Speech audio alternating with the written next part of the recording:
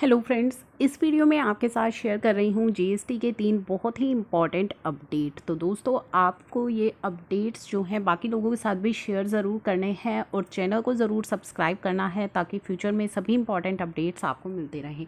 तो चलिए पहले बात करते हैं एक इम्पॉर्टेंट अपडेट की। तो जो है आपकी जुलाई 17 की जो GSTR 3 भी है और GSTR 1 है वो पोर्टल पर दोबारा से रीस्टोर हो गई है। आप उसे व्यू भी कर सकते हैं, डाउनलोड भी कर सकते हैं और फाइल भी कर सकते हैं। तो जो भी आपकी फैसिलिटी थी वो आपको प्रोवाइड करा दी गई है। नेक्स्ट इंपॉर्टेंट अपडेट है हमारा GSTR 4 को लेकर। GSTR 4 जो कि कॉम्पोजिशन डीलर के केस में फ़ाइल की जाती है एनुअल रिटर्न, उसकी अब ऑफलाइन यूटिलिटी अवेलेबल करा दी गई है। तो ये थे 2 इम्पॉर्टेंट अपडेट। अब बात करते हैं तीसरे most important and most updated update की। मोस्ट अवेटेड अपडेट जो है हमारा है, बात करता है GSTR 9 में होने वाले एक इम्पॉर्टेंट अपडेट की। तो कौन सा है वो अपडेट दोस्तों? GSTR 9 के अंदर अब आपको एक नया फीचर दिया गया है, download table 8A document details. क्या है ये टेबल 8A डॉक्यूमेंट्स डिटेल? इसके लिए हम पहले चलते हैं टेबल 8 पर। टेबल 8 हमारी बात करती है अदर ITC रिलेटेड इन्फॉर्मेशन की। इसकी जो टेबल 8A है, 8A बात करता है ITC एज पर GSTR 2A, table 3 and table 5। तो आपकी जो GSTR 2A के अंदर ITC है वो यहाँ पे रिफ्लेक्ट होता है, लेकिन काफ़ी ज़्यादा दिक्कत आती है इस ITC की कैलकुलेशन को समझने में कि किस तरीके से आपका ये ITC कैलकुलेट किया गया है, कितने पीरियड का आपका ये ITC कंसीडर किया गया है। तो अब आपकी ये सारी परेशानियां दूर होने वाली हैं इस नए अपडेट के साथ। तो ये जो नया अपडेट आया है, आपका जो डाउनलोड आपको provide, download table 8A document detail का आपको जो फीचर प्रोवाइड किया गया है, जैसे ही आप इसको डाउनलोड करेंगे तो आपके सामने इस तरीके से एक समरी ओपन हो जाएगी। क्या है ये समरी? इस समरी को आपने बहुत ही इम्पोर्टेंट तरीके से समझना है, बहुत ही ध्यान से समझना है दोस्तों। इस समरी के अंदर आपको यहाँ पे ऊपर दिखाई दे रहा है आपकी बेसिक डिटेल्स के साथ साथ डेट ऑफ जनरेशन, यानी कि कब ये जनरेट की गई है।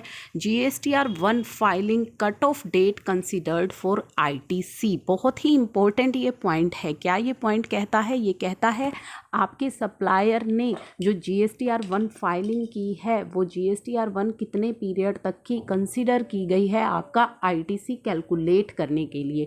तो यहाँ पे जो डेट दी गई है 31 अक्टूबर 2019 तक आपके जो सप्लायर ने GSTR 1 फाइल की होगी, उस फाइलिंग को कंसिडर किया गया है आपका ITC कैलकुलेट करने के लिए। कौन सा ITC? जो आपकी टेबल 8 के A कॉलम के अंदर रिफ्लेक्ट हो रहा है।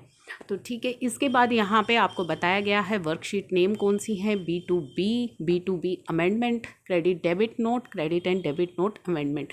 तो यहाँ पे आपको देखना है, कुछ इंस्ट्रक्शंस भी आपको दी गई हैं सभी वर्कशीट से रिलेटेड।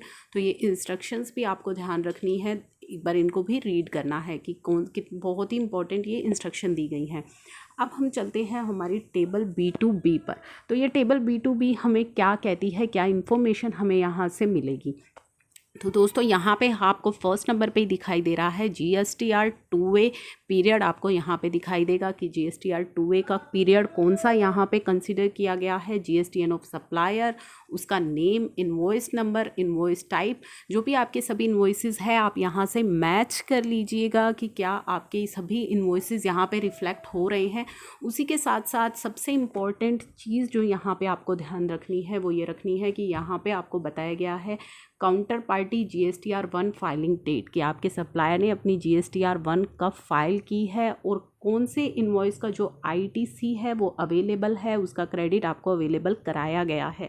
तो यहाँ पे आप देख पा रहे हैं ITC अवेलेबल का आपको ऑप्शन दिखाई दिया जा रहा है, जहाँ से आप इजीली ये चीज़ मैच कर सकते हैं कि कौन सा ITC आपका कंसिडर किया गया है, कौन सा ITC आपको अवेलेबल कराया गया है। आपकी टेबल 8A के अंदर जो ITC है उसकी कैलकुलेशन में कौन सा ITC का बेनिफिट आपको मिला है।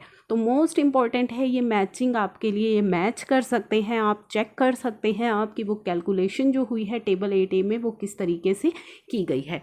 सेम यही चीज़ B2B अमेंडमेंट के केस में भी आप देख पाएंगे कि B2B अमेंडमेंट के केस में भी सेम इन्फॉर्मेशन आपको दी जा रही है। आपका GSTR 2A का पीरियड, आपकी जो है काउंटर पार्टी ने GSTR 1 कब फाइल की है, आपका ITC अवेलेबल है, और last reason for non accounting, अगर आपका कोई ITC अवेलेबल नहीं है तो उसका रीज़न भी आपको यहाँ पे प्रोवाइड किया गया होगा। मेरे केस में नहीं है, अगर आपके केस में कोई ITC अवेलेबल नहीं है तो वहाँ पे रीज़न फॉर नॉन अकाउंटिंग का भी ऑप्शन यहाँ पे दिखाई दे रहा है। सेम क्रेडिट डेबिट नोट के केस में और क्रेडिट डेबिट नोट अमेंडमेंट के केस में ये सभी चीज़ें जो है आपको प्रोवाइड कराई गई हैं।